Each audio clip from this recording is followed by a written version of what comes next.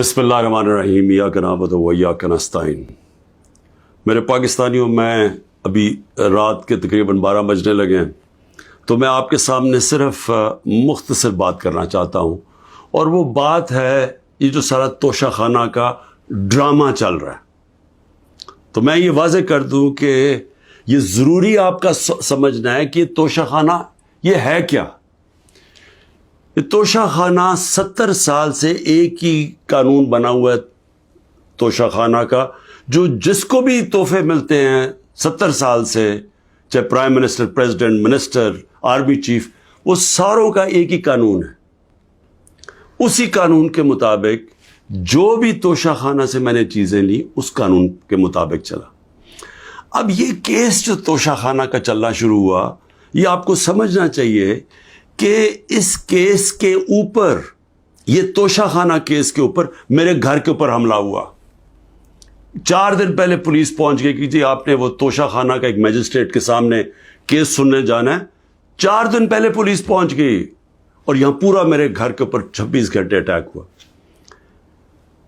مجھے جب 9 مئی کو غیر آئینی اور قانونی طور پہ اغوا کیا گیا اسلام آباد ہائی کورٹ سے، تو مجھے جب جیل میں لے گئے پولیس لائنز میں، وہاں مجھے ایک دم پتہ چلتا ہے کہ ایک جج صاحب، جج ہمایوں دلاور وہاں بیٹھے ہوئے ہیں، اور وہ آپ کے اوپر توشہ خانہ کے کیس کے اوپر کوئی کاروائی کرنا چاہتے ہیں۔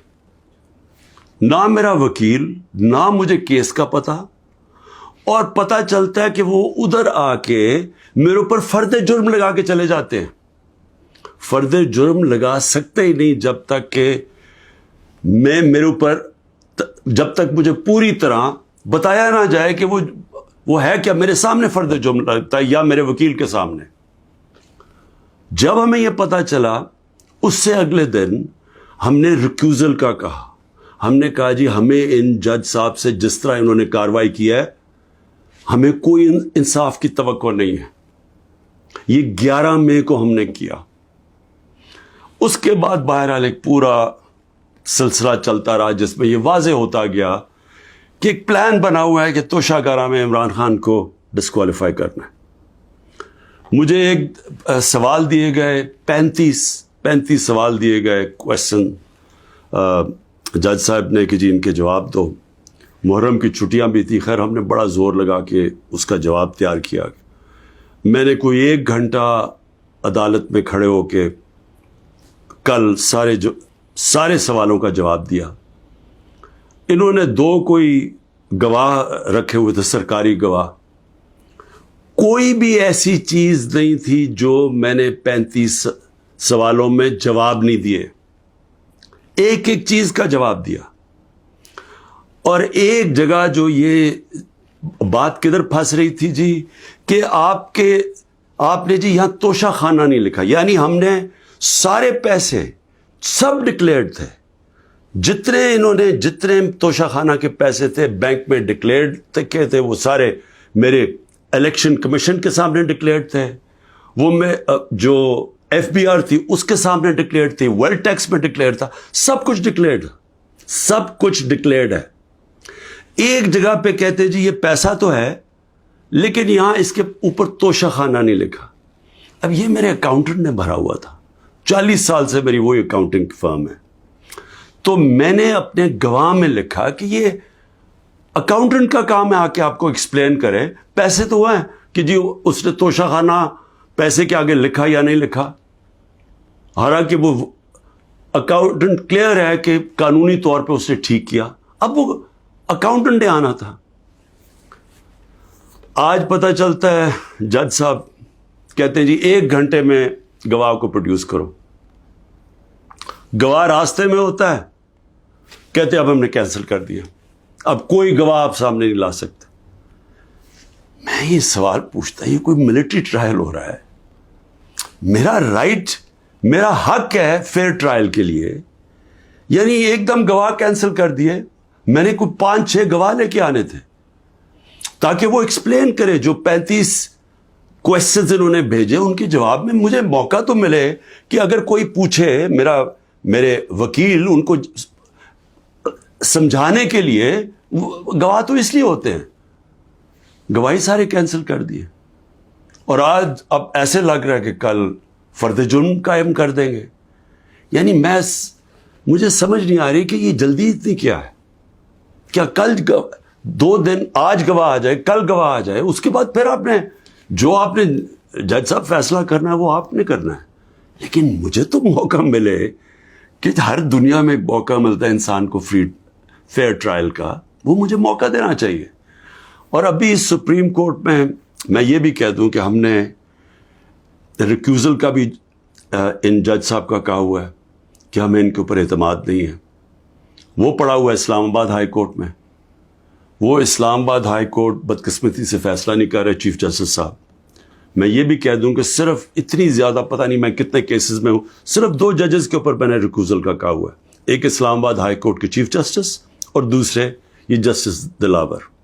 یہ میرا رائٹ ہے کہ اگر میں سمجھ رہا ہوں مجھے انصاف نہیں مل رہا تو میرا یہ حق ہے کہ میں ان کو ریکیوز کرواؤں، ان کو کہوں کہ کسی اور کو بھیج دے. اب وہاں بھی فیصلہ نہیں ہو رہا اسلام آباد ہائی کورٹ میں. ہم سپریم کورٹ میں گئے ہیں، سپریم کورٹ کہہ رہے ہیں کہ اسلام آباد ہائی کورٹ فیصلہ کرو، اور سپریم کورٹ نے کہا کہ تب تک انہوں نے، جسٹس دلاور نے فیصلہ نہیں کرنا جب تک کہ یہ اس کے اوپر فیصلہ نہیں ہوتا ٹرانسفر پہ. لیکن مجھے لگ رہا ہے کہ کل انہوں نے فیصلہ کر دینا ہے، اس لیے میں رات کو لیٹ آپ کے سامنے آ رہا ہوں. میں آخر میں ایک اور بات کہتا چلوں کہ فیس بک پہ 2014 میں جسٹس دلاور نے اپنی فیس بک پہ میرے اوپر ایسے ریمارکس دیے ہوئے ہیں جس سے لگتا ہے کہ وہ مجھے انصاف نہیں دے سکتے. یعنی ان کی ایک پرسنل ڈسلائک اس میں سامنے آ رہی ہے. ہم نے یہ چیف جسٹس صاحب اسلام آباد والوں کو کہا کہ دیکھیں یہ پریجوڈسڈ ہے. انہوں نے جا کے ایف آئی اے کو کہا کہ بتاؤ کہ جناب یہ ٹھیک ہے یا نہیں، یہ جو فیس بک پہ ان کی پوسٹ تھی. ایف آئی اے نے وہ چیک کر کے کہ کیونکہ وہ ڈیلیٹ کر چکے تھے پوسٹ، انہوں نے واپس کہا دی تو پوسٹ ہی نہیں ہے. دیکھیں بڑا آسان کام ہے.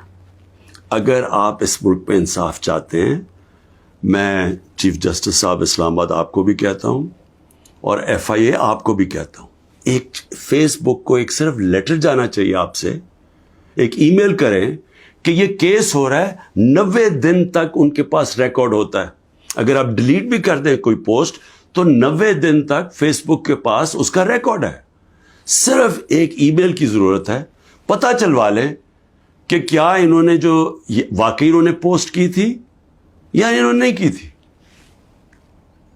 آدھے گھنٹے میں سارا اس کا پتہ چل جائے گا کہ کیا جسٹس دلاور نے واقعی وہ میرے اوپر جو بڑی ان کا مائنڈ شو کرتا ہے کہ وہ شاید میرے سے انصاف نہ کر سکیں، وہ پوسٹ میں ریفلیکٹڈ ہے. پتہ چل جائے گا کہ ہے یا نہیں ہے. تو ہم صرف، میں یہاں بیٹھا ہوا ہوں، 200 کیسز ہونے لگے ہیں، ایک ایک فیس کرنے کے لیے تیار ہوں، فیس کر رہا ہوں.